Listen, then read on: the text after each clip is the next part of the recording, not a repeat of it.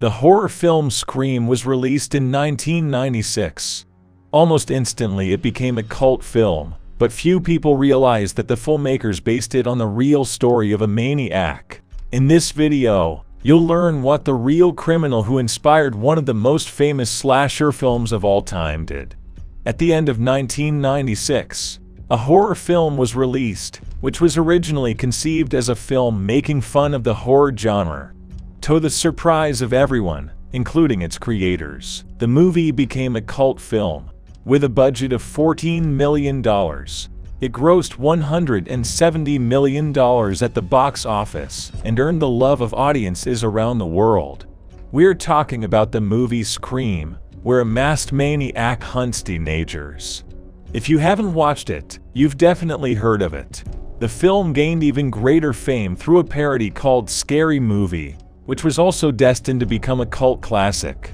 But there is one point that even loyal fans don't know about. The Scream is inspired by real events, which we will tell you about today. The connection between the film Scream and the chain of real murders became known only in 1997. Then Kevin Williamson, the man who created the plot of the film, gave an interview.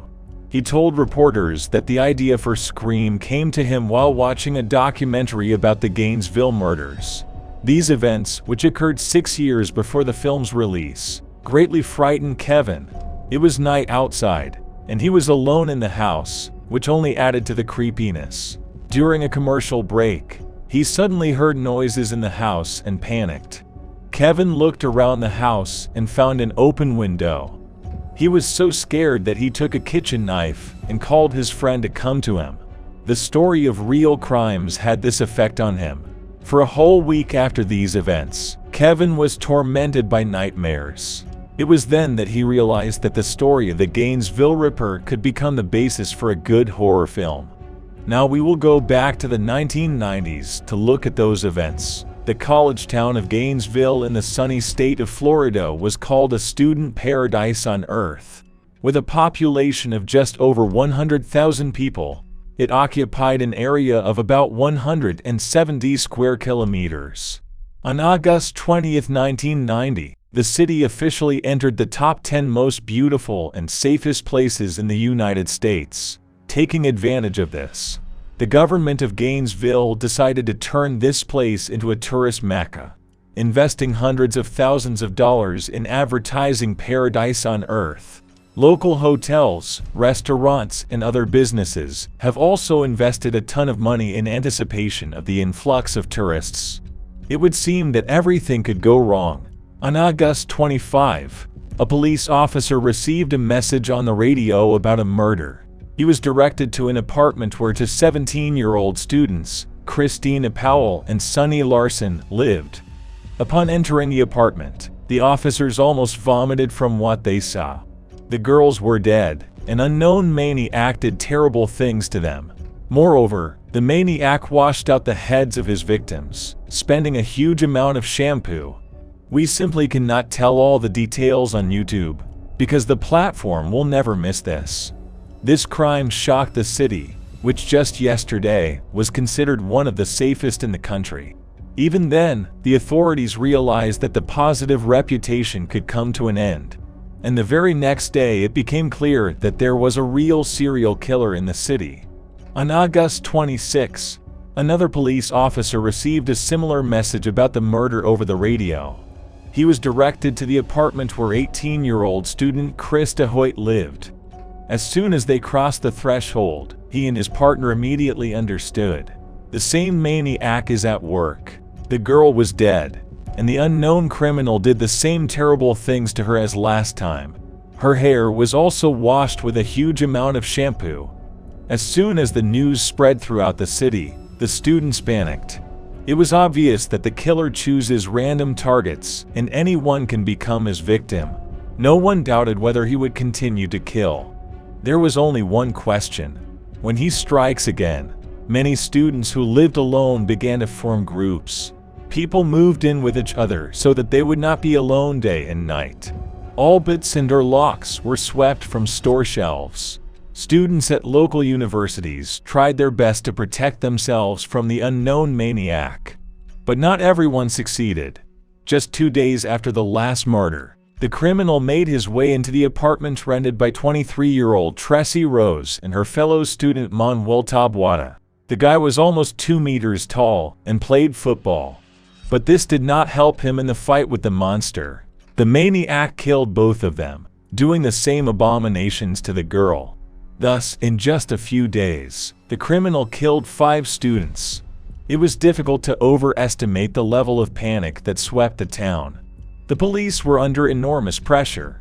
Authorities, residents, and businessmen, who just a week ago were spending millions of dollars ahead of the expected influx of tourists, demanded the speedy capture of the killer.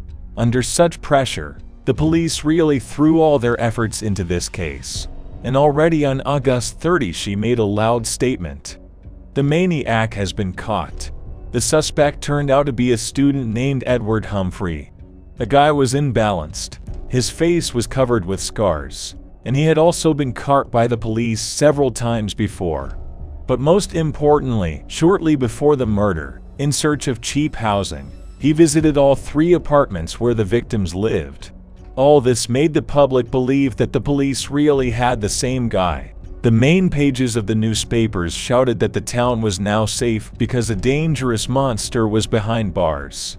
And indeed, since Humphrey's arrest, not a single murder has occurred in Gainesville, and residents have finally exhaled calmly. A week later, on September 7th, in a town called Ocower near Gainesville, a man named Danny Rolling was arrested for armed robbery. He tried to rob the bank, but the employee managed to quietly press the panic button. First of all, the police found out that Rolling was involved in a series of robberies that had swept the area in recent days. But then the most interesting thing began. The tools that were seized from him during his arrest were very similar to those used by the Gainesville Ripper. Police then matched the Gainesville murder to Rolling's location and learned that he lived in that city and left immediately after Humphrey's arrest. But that's not all. Police learned that in 1989, a brutal murder occurred in the city of Shreveport. An unknown assailant killed William Griss, his 24-year-old daughter Julia, and 8-year-old grandson Sean. The killer laid out their bodies in obscene positions and washed the girls' hair with a large amount of shampoo. And guess what? Rolling was living in Shreveport at this time. Then the police began to seriously wonder if he had anything to do with all this murder. Soon additional arguments appeared in favor of this theory. The police found Rolling's hiding place in the forest, where he hid the stolen money. But there was also something interesting: audio diaries on cassette tapes, with hints about a series of murders and things that belonged to the victims of the Gainesville Ripper. All this was already enough to charge him with murder. But the trial dragged on for many years. The maniac refused to admit his guilt. It was only in 1994, on the advice of a lawyer, that he made a frank confession to all the murders committed in Gainesville. By that time, the police had already released Edward Humphrey. He later admitted that he continued to be considered a murderer until Rolling confessed. At the trial, Rolling spoke in detail about the atrocities that he committed with the victims. He refused to answer only one question: why he washed the victims' hair with shampoo. The maniac said that he would take this secret with him. As for motives, everything is very simple here. After seeing how Gainesville was recognized as one of the safest cities and nicknamed Paradise, Rolling decided to show everyone that this was not so. The killings themselves simply gave him pleasure. In other words, there were no specific reasons that prompted him to commit murder. This is due to a perverted and sick psyche. He also stated that he wanted to become as famous as another maniac, Ted Bundy. Rolling's lawyer hoped that the confession would avoid the death penalty, but this did not happen. Also in 1994, he was sentenced to lethal injection. As often happens, he lived for many years before the execution of the sentence and managed to excite the public more than once. Danny Rolling managed to get married while in prison.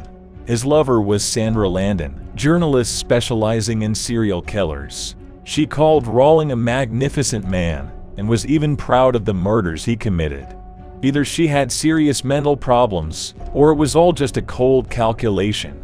After her husband's death, she published a book called The Making of a Serial Killer.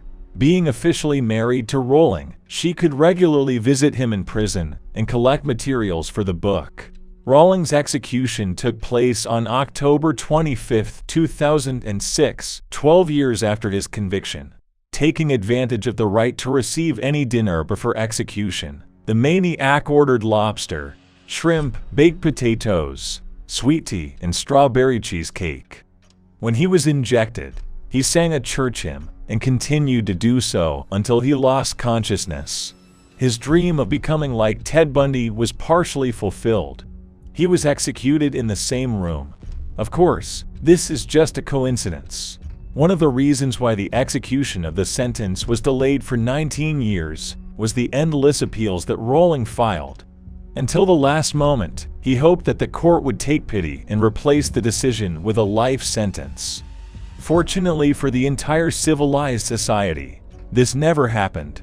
To fully understand who Rowling was, it is necessary to take a brief look at his biography. As is the case with most serial killers, he grew up violent. His father constantly beat him and said that Danny was an unwanted child. His mother and younger brother also got it. In his youth, he joined the army, but was expelled from there due to a mental disorder. Danny then got married, but his wife left him. In 1990, a couple of months before the start of the series of murders, Rowling attempted to kill his father, but he survived. He was on good terms with his younger brother. He spent several hours with him before his execution. The priest also talked to them. When the scream came out on the screens, Rowling sat in his cell awaiting the verdict. Most likely, the prison authorities did not allow him to watch films, so the Maniac was unlikely to have seen him and did not know that he had become the inspiration for the plot. However, most fans of the film still don't know about this. Perhaps after this video, Scream will open for you from a different angle, although the film did not come close to the brutality with which Rowling killed.